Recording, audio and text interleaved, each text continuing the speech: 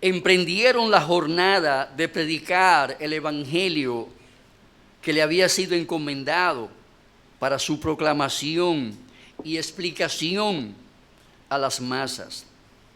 Aquí vemos que ellos cumplieron con ese mandato expreso que le dictaminó el Señor Jesucristo: id por todo el mundo, predicad el evangelio a toda criatura. ¿Qué hicieron ellos con este mandato expreso que Cristo le había entregado? El texto que hemos leído nos dice lo que ellos hicieron a partir del momento en que fueron capacitados con el Espíritu de Dios en el día de Pentecostés. Ellos, saliendo, predicaban en todas partes, nos dice la palabra de Dios. Ellos tenían la responsabilidad de llevar a Cristo por todas partes, porque el Hijo del Hombre vino a buscar y a salvar lo que se había perdido, según Lucas 19:10. ¿Cómo lo expresa el apóstol Pablo en 1 de Timoteo 1:15? Palabra fiel y digna de ser recibida por todos, que Cristo Jesús vino al mundo para salvar a los pecadores. Cristo vino para salvar a los pecadores, y ellos eran conscientes de que quienes iban a llevar a cabo esa tarea de presentarle a Cristo a los pecadores perdidos eran ellos. Asumieron esa responsabilidad cuando fueron hechos discípulos del Señor, y de esa misma manera respondieron al llamado que Cristo le hizo y a la responsabilidad que asumieron de predicar el evangelio de nuestro Salvador. Cristo le había dicho ya: venid en pos de mí y os haré pescadores de hombres. Ellos asumieron esa responsabilidad. Le dijeron que sí al Señor, que iban a convertir sus vidas en pescadores de hombres. La palabra griega cristiano, con que se bautizó a los discípulos del Señor Jesucristo, significa ser como Cristo. Ser como Cristo. ¿Quién es Cristo? Cristo es un ganador de alma. Él es quien vino para salvar a los perdidos. Él es quien vino a buscar a los descarriados. Él vino para dar respuesta a los necesitados de salvación. Por eso, si somos cristianos, somos como Jesús. Y en consecuencia, todo cristiano que es semejante a Cristo siempre tendrá encendido en su corazón el deseo apasionado de predicarle a los perdidos, tal y como Jesús vivió e hizo cuando Él estuvo entre los de su generación. Debemos, en consecuencia, evangelizar, porque somos cristianos, somos semejantes al Señor Jesucristo. Otra connotación de la palabra cristiano es pequeño Cristos. ¿Qué somos nosotros? Pequeños Cristos. Somos semejantes a Cristo. Y esto implica que por ser semejante, haremos exactamente lo que Cristo vino a hacer e hizo mientras estuvo viviendo con su generación hace 2000 años. Estamos llamados en consecuencia como cristianos, como pequeños Cristos, como semejantes a Cristos, a predicar el evangelio. Para eso fuimos llamados, para eso fuimos capacitados, dotados con el Espíritu de Cristo para emprender esa tarea de predicar el evangelio a los perdidos. Amados hermanos, estamos llamados a predicar el evangelio porque somos como Cristo. se nos entregó el ministerio de la reconciliación entre Dios y los hombres. Todo quien se hace cristiano recibe ese ministerio y recibe esa palabra de reconciliación del hombre con Dios. ¿Por qué? Porque somos como Cristo. ¿A qué vino Cristo a esta tierra? A reconciliar el mundo con Dios. Y todo aquel que es como Cristo asume esa tarea, asume esa responsabilidad. No solamente la asume, sino que también la lleva a cabo, haciéndola su propia responsabilidad y tarea al vivir el Evangelio y predicar el Evangelio.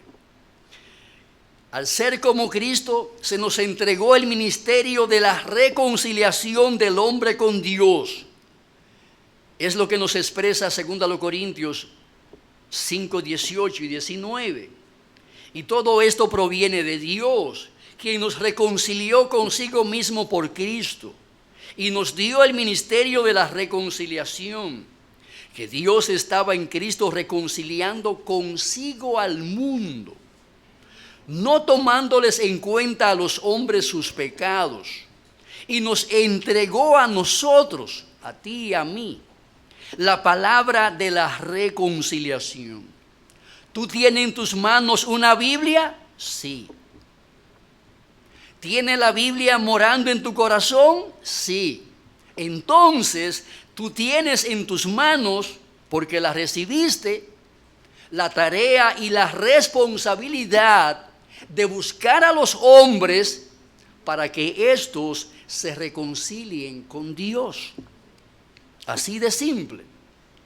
Tenemos tanto la palabra de la reconciliación como también el ministerio o la tarea de la reconciliación, porque Dios se ha propuesto alcanzar esta meta a través de la palabra que tú predicas y a través del ministerio que tú realizas entre los hombres perdidos.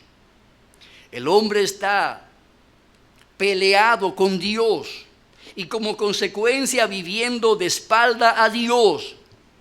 Tu tarea y la mía es volver el hombre a estar en comunión, en armonía con su Creador.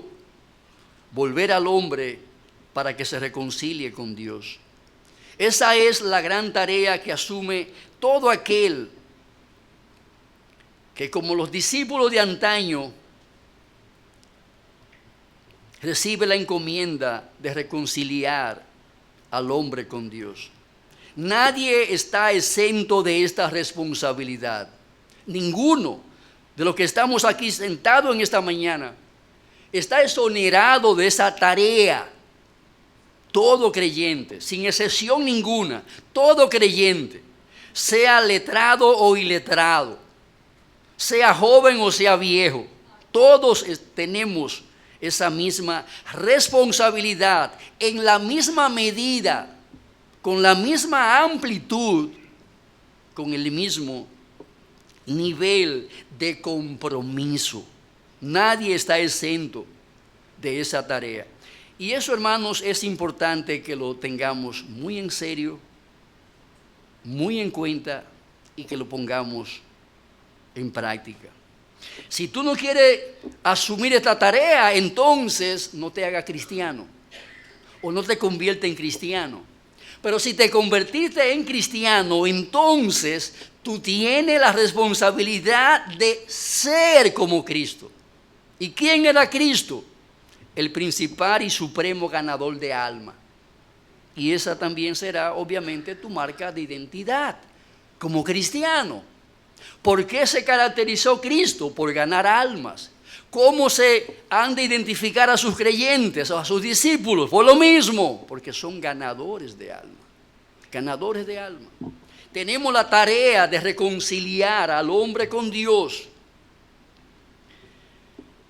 En segundo lugar, amados hermanos, debemos de evangelizar porque la cosecha es grande y está madura. La cosecha de almas a ganar para Cristo es grande y está lista para ser recogida. Como bien lo expresa Mateo 9:37, entonces dijo a sus discípulos: la verdad, la mies es mucha, mas los obreros pocos. Cristo compara aquí la masa humana de su generación con un gran campo de trigo que había dado una buena cosecha. Ya ese campo de trigo estaba listo para ser cosechado, para ser recogido y llevado a los almacenes. Así Cristo veía a su generación ya lista para ser cosechada por la hoz del Evangelio, para ser llevados, ¿dónde? Al cielo. Para ser llevados, ¿dónde? A la iglesia, aquí en la tierra. He ahí los almacenes donde son llevados los trigos recogidos en el campo de este mundo para vivir, para que vivan para la gloria de Dios.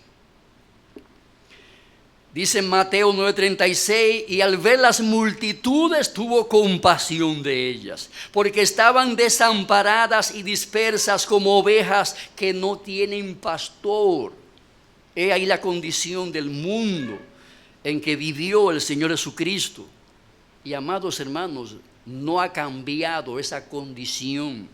Todo quien no esté en la iglesia de Cristo es exactamente representado en cada uno de esos cuadros que Cristo presenta aquí mediante esas figuras del lenguaje.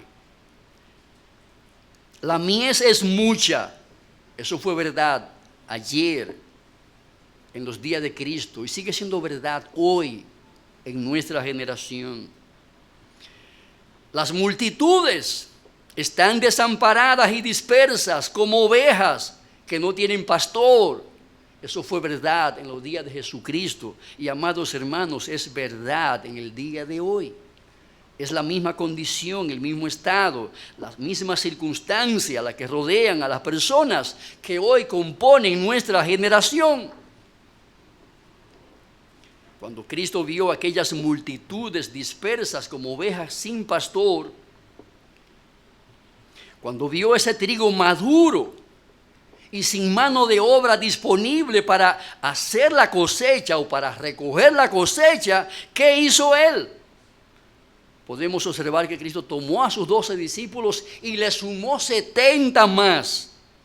Y les dijo: he aquí os doy potestad de hollar serpientes y escorpiones y sobre toda fuerza del enemigo, y nada os dañará. Lucas 10:19.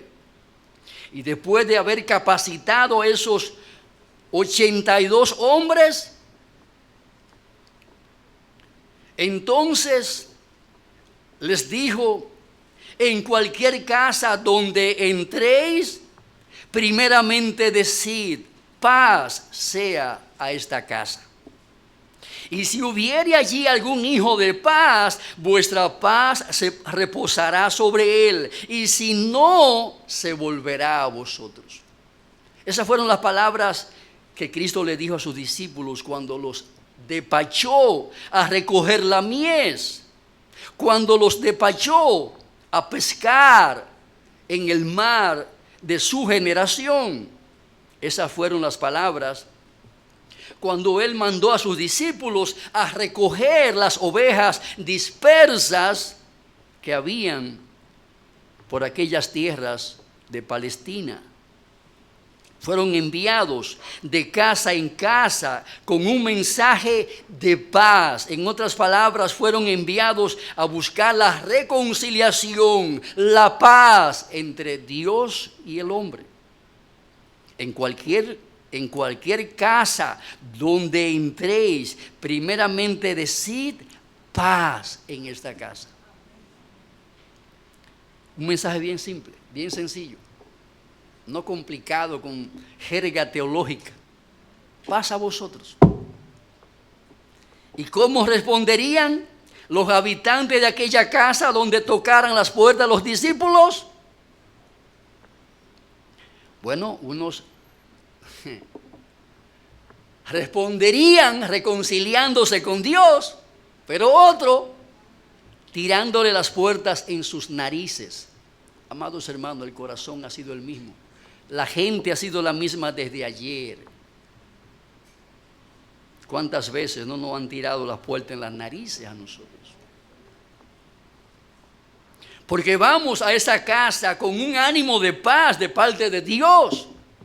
¿Y cómo responde las personas? Responde de manera airada, enojada, disgustada, porque hemos ido a entorpecer su tranquilidad mundana. Si hubiere allí un hijo de paz, vuestra paz reposará sobre él. He ahí el mensaje de paz que predicamos. Paz que reposa sobre aquellos que se reconcilian con Dios.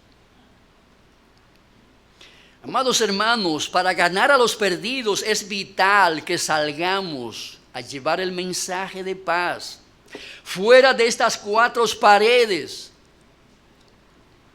donde nos reunimos como iglesia local.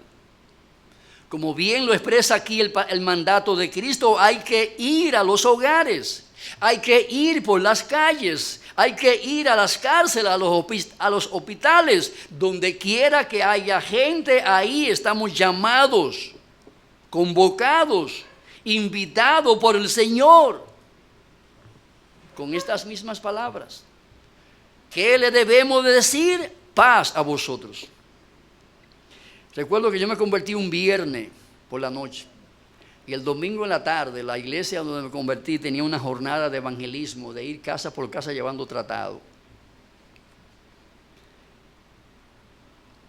Ese mismo día me enganché, agarré un paquete de tratado y arranqué por ahí con el grupo. Yo nunca había leído la Biblia y no sabía ni jota de la palabra de Dios. Solamente una frase me salía por la boca: Cristo te ama, toma, punto. Ese era mi mensaje, no más de ahí. No me pregunten más nada porque yo no tengo nada más que decirle. No puedo decirle nada más porque nada más sé. Yo lo que sé que Jesucristo te ama, toma, lee eso. Era todo mi mensaje, amados hermanos. Paz a vosotros, Cristo te ama.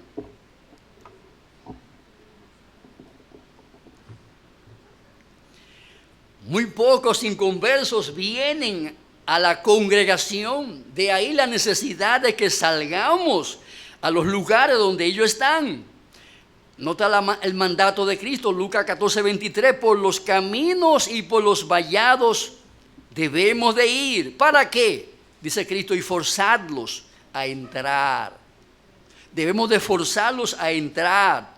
¿Dónde deben de entrar? Al reino de Dios, a la iglesia de nuestro Señor Jesucristo. Y obviamente, hermanos, en este contexto debemos de ver un elemento de urgencia. Un elemento de urgencia cuando llegue el tiempo de la cosecha. Porque si en el tiempo de la cosecha no tenemos manos de obra disponibles para recoger la cosecha, corremos el peligro de que se pierda la cosecha. Porque no espera. La cosecha no espera, si no se recoge en el tiempo oportuno y apropiado, esta termina cayendo al suelo, repollándose y dañándose el buen grano, la buena semilla que ha producido la cosecha. Eso es una realidad en el mundo de la agricultura, pero también es una realidad en el mundo de las almas perdidas.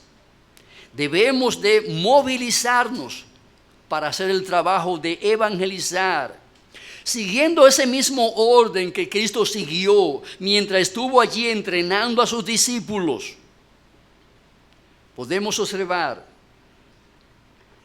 que nuestro Señor lo primero que hizo fue ver la cosecha. Él vio la cosecha, vio la multitud de almas y como consecuencia de esa visión de las almas fue movido a compasión. Juan 4:35. He aquí os digo, alzad vuestros ojos y mirad los campos, porque ya están blancos para la siega. ¿Qué es lo primero que debemos de hacer? Ver las almas perdidas. En segundo lugar, después de ver las almas perdidas, lo segundo que Cristo hizo fue orar. Orar para que Dios levantara obreros a fin de que fuesen enviados para recoger esos campos blancos para la siega, listos ya para ser recogidos, para ser espigados. Lucas 10:2. Rogad al Señor de la mies que envíe obreros a su mies. Lucas 6:12. En aquellos días él fue al monte a orar y pasó la noche orando a Dios. ¿Qué pedía el Señor? Pedía que levantara y enviara obreros a la mies.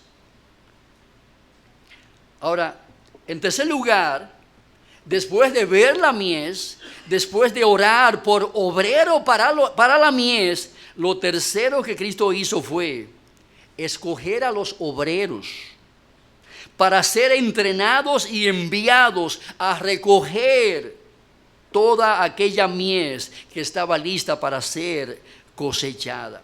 Buscad, hermanos, varones de buen testimonio, llenos del Espíritu Santo y de sabiduría, a quienes encarguemos de este trabajo. Le dijeron los apóstoles a sus discípulos. La mies era grande, la tarea era inconmensurable, se requerían hombres con condiciones espirituales específicas para poder llevar a cabo esa tarea de recoger la mies que ya estaba lista para ser cosechada. ¿Qué debemos de hacer como iglesia local? Debemos de ver la mies. Después debemos de orar por los obreros que han de ser levantados, entrenados y enviados para recoger la cosecha. Después de eso debemos de ir a recoger la cosecha que ya el Señor tiene madura, lista para ser recogida por la gracia de Dios. Nuestro lema: cada cristiano en esta iglesia debe de ser un testigo de Cristo. Nuestra misión hacia afuera, donde está la gente perdida. Bien simple. Es el plan que Cristo ha elaborado y le ha entregado a sus discípulos para ir en pos de las almas perdidas. La pregunta que el Señor le hizo a Isaías es la pregunta que Cristo también nos hace a cada uno de nosotros en el día de hoy. ¿Qué le preguntó Jehová a Isaías? En el capítulo 6, versículo 8, le dijo: ¿a quién enviaré? ¿Y quién irá por nosotros? Y es interesante que aquí Jehová habla en plural. ¿Quién irá por nosotros? ¿Quiénes somos nosotros ahí? El Padre, el Hijo y el Espíritu Santo. ¿Quiénes irán por nosotros? ¿Quién irá por Dios el Padre? ¿Quién irá por Dios el Hijo? ¿Quién irá por Dios el Espíritu Santo? ¿Quién hará eso?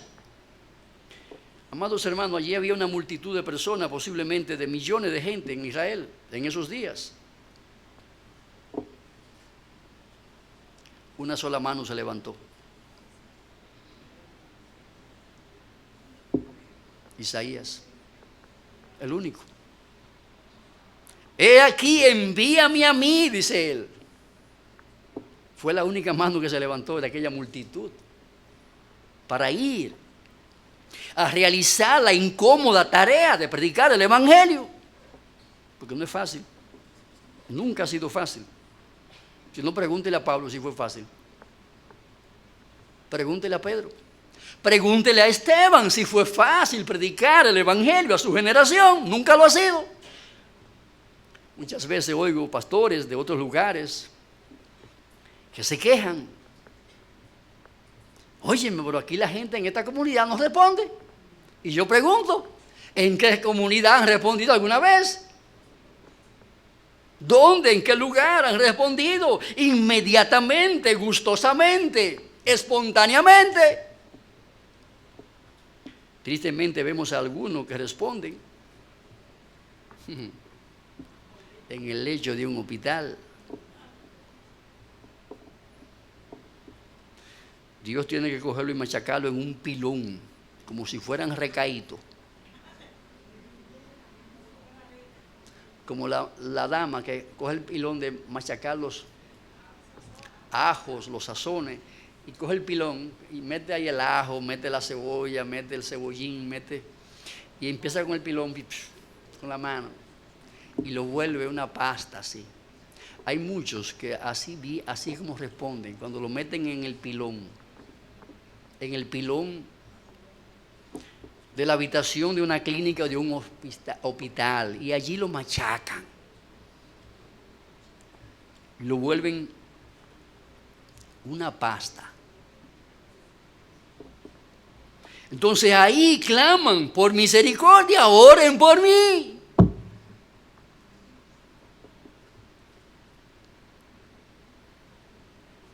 ¿Cómo es mejor venir? ¿Con cuerda de amor o con el látigo del dolor? ¿Cómo es mejor? La pregunta que el Señor le hizo a Isaías, amados hermanos, es una pregunta universal, es una pregunta que está dirigida a cada uno de nosotros. Es a ti y a mí a quien le preguntan: ¿a quién enviaré?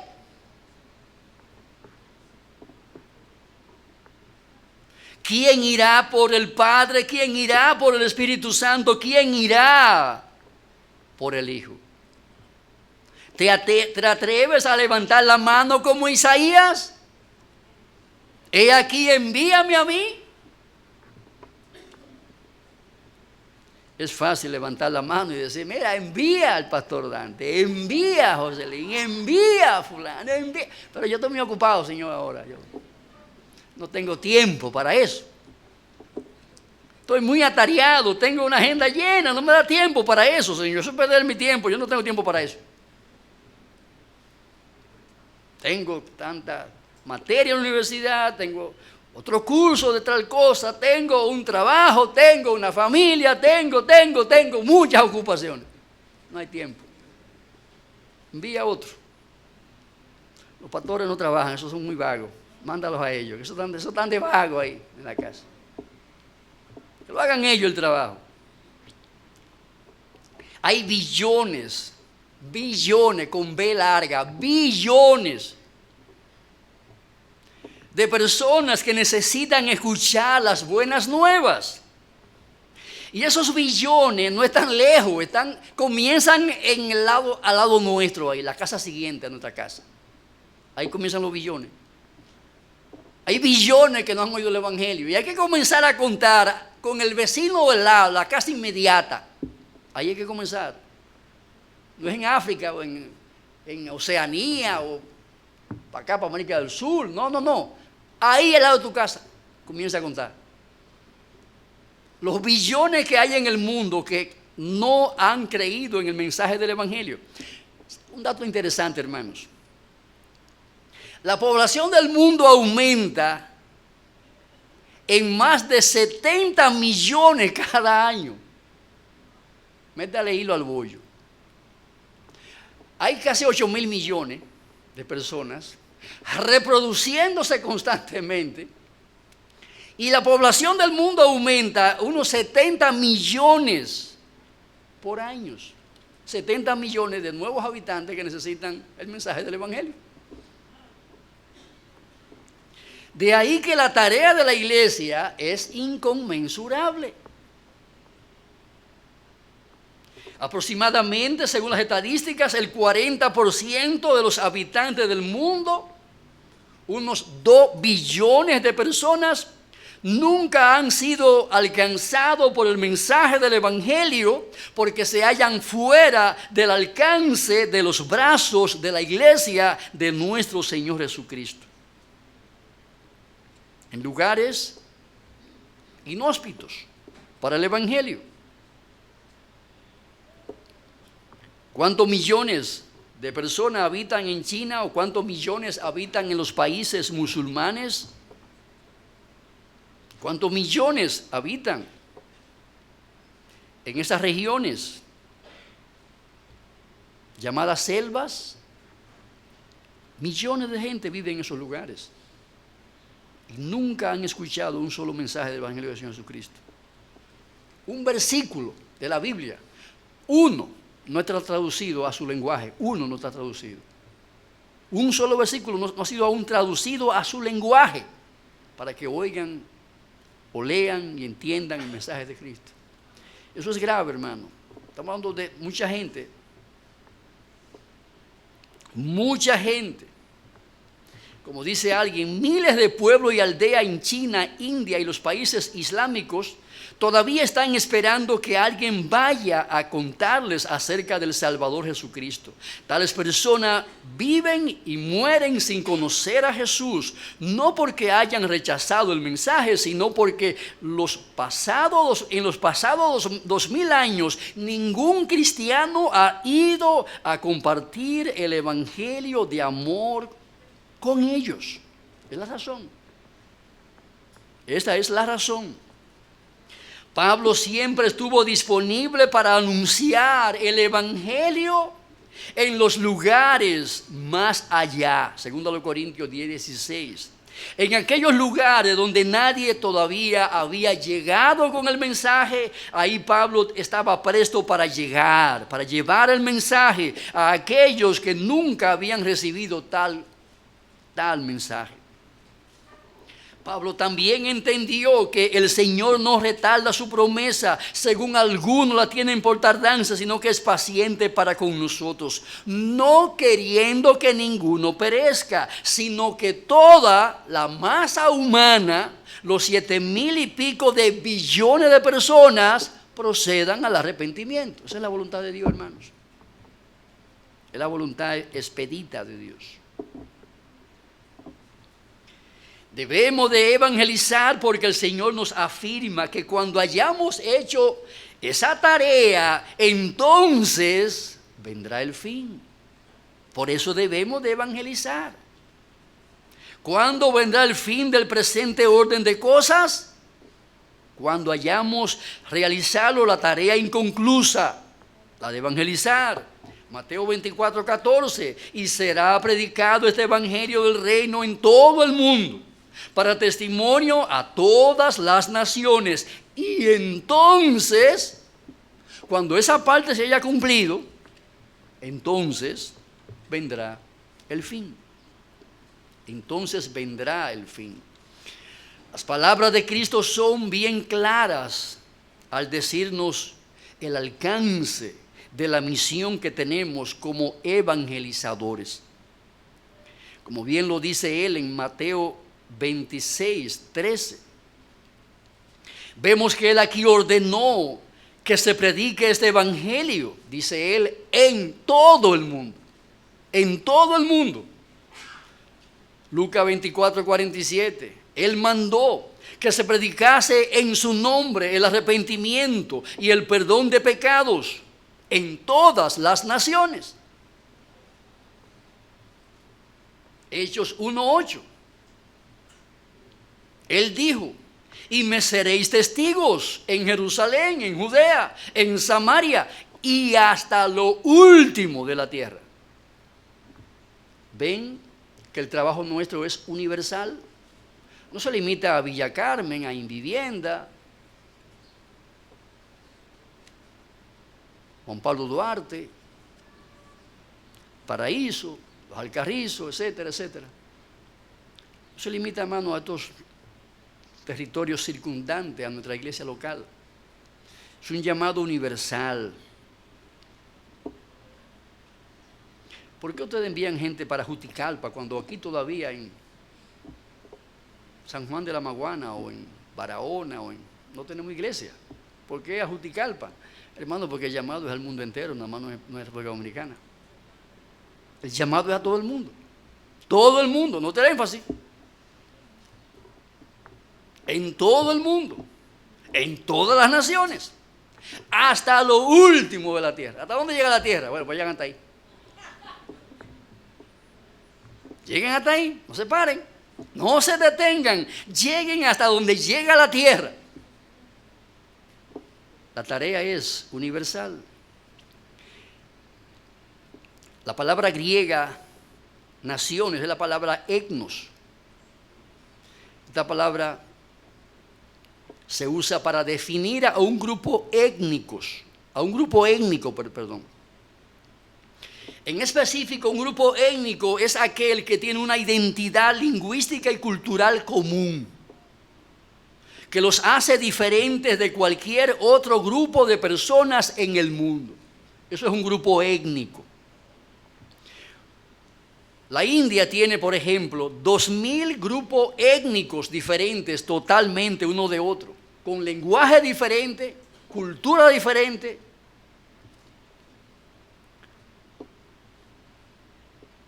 Es una sociedad diferente de la otra sociedad que vive al lado ahí, que son sus vecinos, sus vecinitos. En China hay 55 grupos étnicos. Eso quiere decir que tienen una identidad lingüística y cultural totalmente diferente a las demás comunidades de chinos que viven dentro de China. Y eso, amados hermanos, obviamente que es una gran problemática, porque hay 55 lenguajes diferentes dentro del mismo territorio en China. No todo chino habla mandarín. Hay 55 comunidades lingüísticas diferentes, una de otras. Y eso implica que para poder llevar el evangelio a esos lugares, hay que aprender el lenguaje que se habla en esa etnia, para poderle ministrar al Señor Jesucristo. En la India hay 2000 comunidades étnicas con un lenguaje diferente, totalmente diferente el uno del otro. ¿Y qué significa eso, hermano? Bueno, que para poderle predicar a esa gente hay que aprenderse cada uno de esos lenguajes que son enredadísimos para poder llevar el evangelio o para poder traducir la Biblia a esos lenguajes. En Pakistán algo semejante pasa. De hecho, este hombre que mataron, a Aris Khan, uno de sus principales ministerios era traducir la Biblia a esos grupos étnicos que habitan ahí en esa región del mundo. Y lo mataron con una obra todavía inconclusa en ese sentido. Es una tarea titánica, amados hermanos, la que tiene la iglesia sobre sus hombros. Pero note cuál es el llamado del Señor. Que se predique en su nombre el arrepentimiento y el perdón de pecados en todos los grupos étnicos que habitan sobre la faz de la tierra. Ese es el llamado del Señor. Y obviamente eso implica que hay que aprender esos lenguajes, hay que traducir la Biblia a esos lenguajes y hay que predicarle a esa gente en esos lenguajes para que puedan conocer, comprender, recibir, aceptar el Evangelio del Señor Jesucristo, para que puedan así ser salvos. Es una tarea grande, muy grande.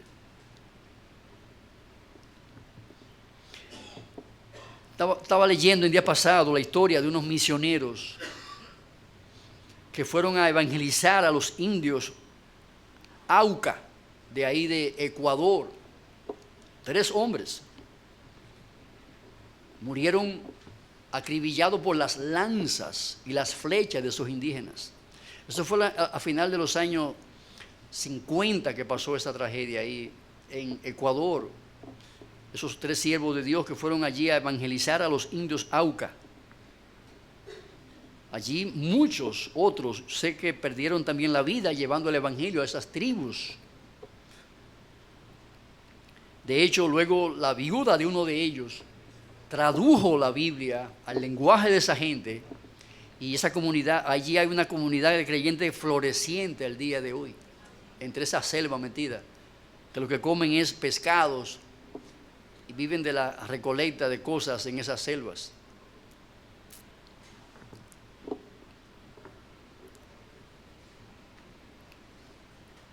Siempre me llama la atención la visión profética que Dios le mostró al apóstol Juan. En esta visión Dios le mostró a Juan la iglesia que habría de vivir eternamente en su presencia después de finalizado el presente orden de cosas. Es interesante ver este texto bíblico, porque es un texto que muestra el fruto de la obra evangelística de la iglesia. Al final, allá, cuando termine este siglo, cuando termine el tiempo aquí en el mundo. Note lo que dice aquí Juan. He aquí la iglesia, los frutos de la iglesia evangelizadora. Fruto producido por el trabajo de evangelismo de las iglesias en el mundo entero. Note lo que dice. Apocalipsis capítulo 7, verso 9 y verso 14. Dice, después de esto miré y he aquí una gran multitud. Note los detalles. La cual nadie podía contar, de todas las naciones. El término nación significa etnia o grupo étnico. De todos los grupos étnicos y tribus y pueblos y lenguas que estaban delante del trono y en la presencia del Cordero, vestidos de ropas blancas y con palmas en las manos. Estos son los que han salido de la gran tribulación. La gran tribulación es el periodo actual de la iglesia, que comienza con el nacimiento y muerte del Señor Jesucristo y concluye con el toque de trompeta en la segunda venida del Señor Jesucristo. Estos son los que han salido de la gran tribulación y han lavado sus ropas y las han emblanquecido en la sangre del Cordero. ¿Qué fue lo que Juan vio aquí? Juan vio aquí el producto final del trabajo de evangelismo llevado a cabo por la iglesia a través de los siglos. Y esto, amados hermanos, es alentador. Nuestro trabajo en el Señor no será en vano, habrán frutos. Yo no sé creol. Ahora, yo tengo 20 años ministrando en Haití la palabra de Dios por medio de un buen traductor. De allí, de esa etnia llamada Haití, Juan vio creyente ahí, de los que han sido ganados por el ministerio de esta iglesia, extendido hacia Haití. Pero Juan también vio ahí a los creyentes de Juticalpa, que ya André ha ganado para Cristo y que hoy se están reuniendo, justamente hoy, para adorar a Dios en ese lugar de reunión.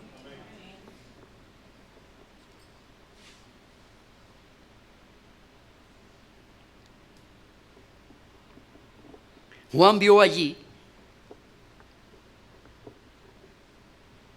el fruto que esta iglesia produjo o está produciendo en Lawrence, donde enviamos a Juan Martínez. Él vio los frutos de todo el trabajo que la iglesia de Cristo a través de los siglos ha desplegado sobre toda tribu, sobre todo pueblo, sobre toda lengua, en cada etnia que ha vivido, vive y vivirá sobre la faz de la tierra. Amados hermanos, esa gente, Juan la vio allí, involucrados en la adoración a Dios por toda la eternidad. Ellos fueron ganados por nuestro trabajo fiel y diligente, amplio, buscando las almas perdidas. Amados hermanos, si Jesús viniera hoy, la era de la iglesia ahí mismo habrá terminado. Y quienes estamos vivos aquí en la tierra, congregados en este lugar, inmediatamente seríamos o seremos arrebatados, como bien lo expresa el apóstol Pablo, 1 Tesalonicenses capítulo 4, versículo 17. Seríamos arrebatados juntamente con ellos. O sea, ¿quiénes son ellos? Los creyentes que están en los sepulcros. Se levantarán de ahí. Ellos se levantarán de ahí. Los que ya han sido evangelizados, los que fueron evangelizados y murieron en el Señor y durmieron en el Señor, de ahí se van a despertar. Lo despertará la trompeta poderosa, omnipotente de Dios, que resoplará en los cielos y levantará, abrirá la tumba y de ahí se levantarán los muertos.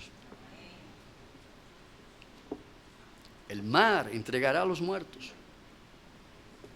que se han vuelto partícula de agua. La tierra entregará a los muertos que se han vuelto partícula de tierra. De ahí saldrán. Oiga lo que dice.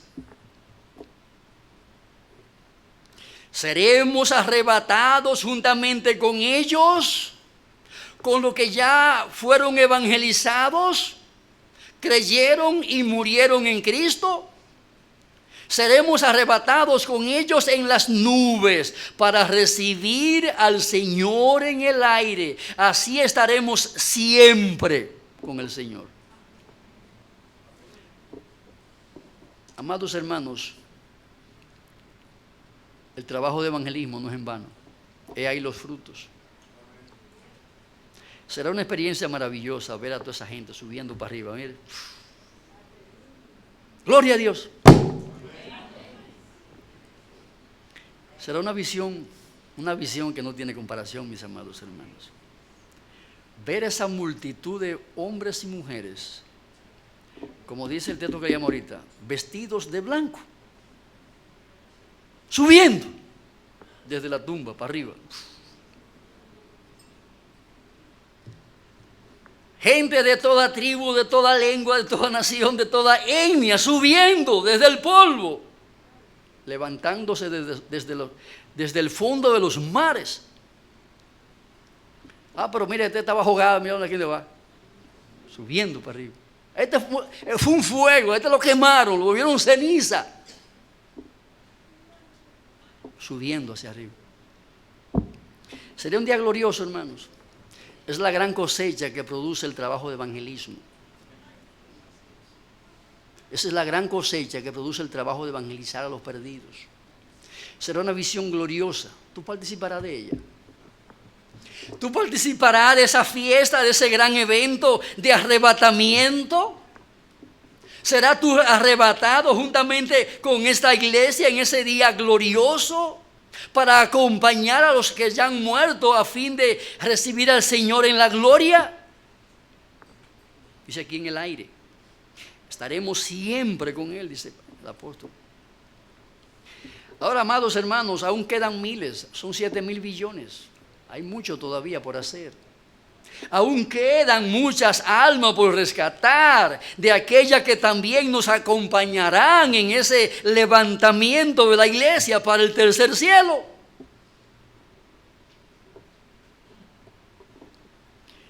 Cuando hayamos terminado de predicar el evangelio a toda nación, a toda lengua, a toda criatura, a toda etnia, entonces se cerrará el telón.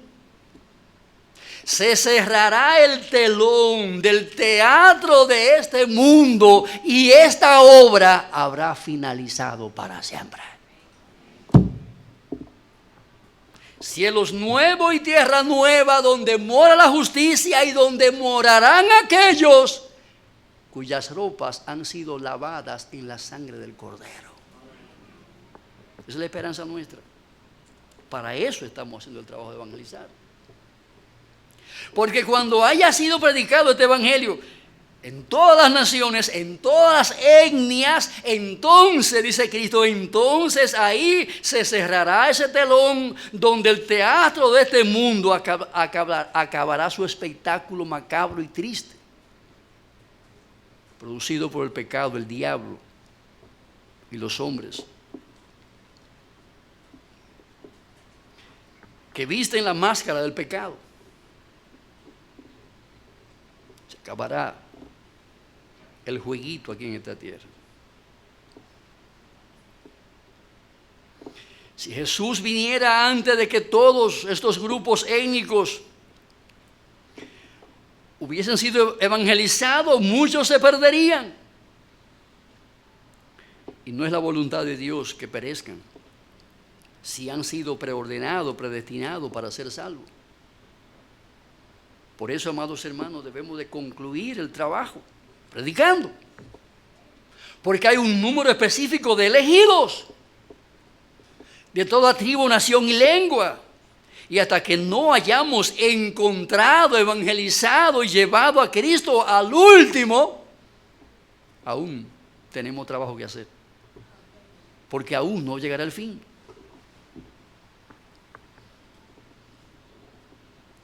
¿Cómo creerán en aquel de quien no han oído? Preguntaba el apóstol Pablo. ¿Y cómo irán sin haber quien les predique? ¿Y cómo predicarán si no fueren enviados?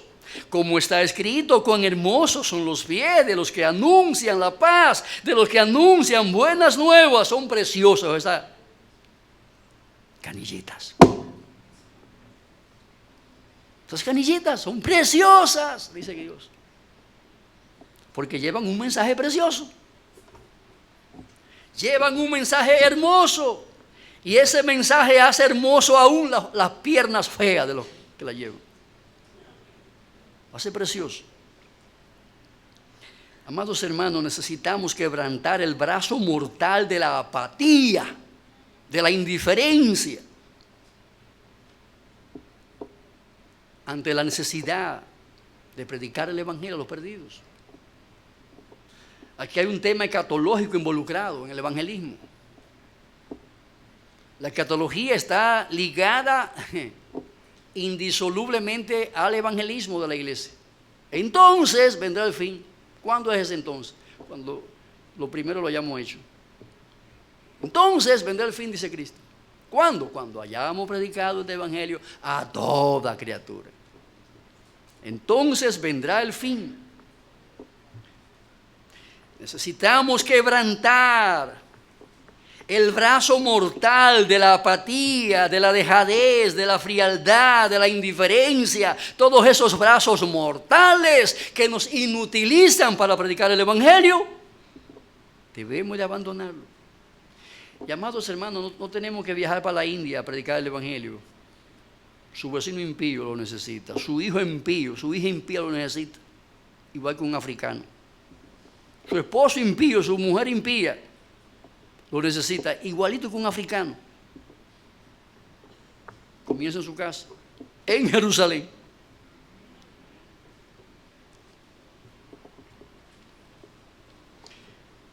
Hemos enviado hombres a Haití, ¿sabe por qué? Porque tenemos una limpia conciencia con relación a esta comunidad. Aquí, por 30 años, en todos estos barrios de por aquí, se ha predicado el evangelio, casa por casa. Somos libres de la sangre de esta comunidad. Porque estos pies han ido casa por casa repartiendo invitaciones y tratados a actividades, a predicaciones, etcétera, etcétera. Somos libres de su sangre.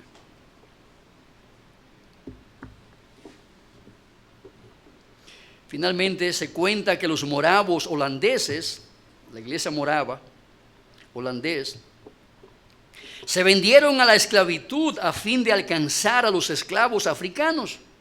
A medida que navegaban desde el puerto de Hamburgo, Alemania, sus últimas palabras resonaban a través de las olas del océano. Su lema era: vamos a ganar para el Cordero la recompensa de su sacrificio. Ellos creyeron que podían ayudar a hacer que el rey volviera por segunda vez cuanto antes a este mundo. Ellos creían que Jesús no podría regresar hasta que este evangelio del reino fuera predicado en todo el mundo para testimonio a todas las naciones. Termina la cita. Amados hermanos, esa gente entendió lo que significa evangelizar y la responsabilidad. Como no podían llegar donde estaban los esclavos, así por así, ¿qué hacían? Se vendían a sí mismos. Yo me vendo. ¿Cuánto tú vales? 50 pesos, dámelo.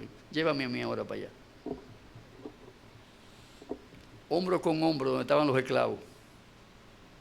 Su meta no solamente era servirle al patrón, al amo, era predicar el evangelio. Eran siervos de Cristo sobre todas las cosas. Amado, eso es entender las implicaciones prácticas del evangelismo. Esa gente amaba al Señor y amaba las almas perdidas. Estamos dispuestos a hacer, aunque sea un pequeñito sacrificio, que implique un costo, aunque sea pequeño para nosotros, aunque implique abnegación y renunciar a ciertas cosas. ¿Puede dejar de tomar menos Coca-Cola para esos chelitos recogerlo y mandarlo a las misiones? Tú puedes hacer eso, ese gran sacrificio. Deja de beber Coca-Cola para coger los 60 pesos y tú puedes hacer eso. Deja de comer pizza. El café, dicen por ahí también, para coger esos chelitos y llevarlo a las misiones.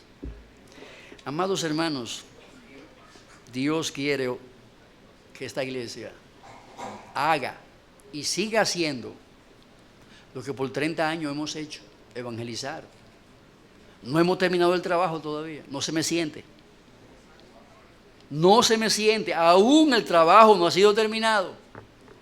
Hay trabajo hasta el día en que suene la trompeta ahí arriba. Porque se sonará la trompeta. Ese día podemos coger los hierros. Acabé. Gloria a Dios. Acabaremos y nos iremos con el Señor. Adiós, mundo cruel e infame. Porque el infierno es lo que le espera. No es otra cosa, sino el infierno. Amados hermanos, que Dios nos ayude a ser fieles. Fieles en lo poco. La promesa es, en lo mucho te pondré. ¿Cuánta iglesia aspiramos a establecer en lo que resta de tiempo para que suene la trompeta? ¿Cuánta iglesia? Usted aspira a 100, yo aspiro a 500. 500 iglesias que yo plantemos en diferentes lugares. En este país, comenzando por aquí y allende los mares, hermanos. Que Dios nos dé gracia para esa tarea. Gracias para ser fieles, aún en lo poco que tengamos en las manos. Te damos gracias, oh Dios, por tu palabra, porque ella es fiel, ella es eficaz y ella es poderosa para movernos, Señor, a hacer tu voluntad. Prospéranos en esta hora, que estamos aquí, Señor, reunidos para oír el Evangelio. Permítanos por tu gracia ser buenos comunicadores de tu santo Evangelio, especialmente a aquellos que marcha apresurada hacia el infierno eterno. Dando gracias, Padre, para avisarle del peligro y llamarle al arrepentimiento. Para avisarle del estado de condenación en que se encuentran y despertarle del letargo, de la muerte espiritual en que están sumidos. Oh, ayúdanos, Señor. Enciende nuestro corazón con esa pasión por las almas perdidas con que ardió el Señor Jesucristo. También sus discípulos. Pedimos estas cosas para tu gloria en el nombre de Jesús. Amén.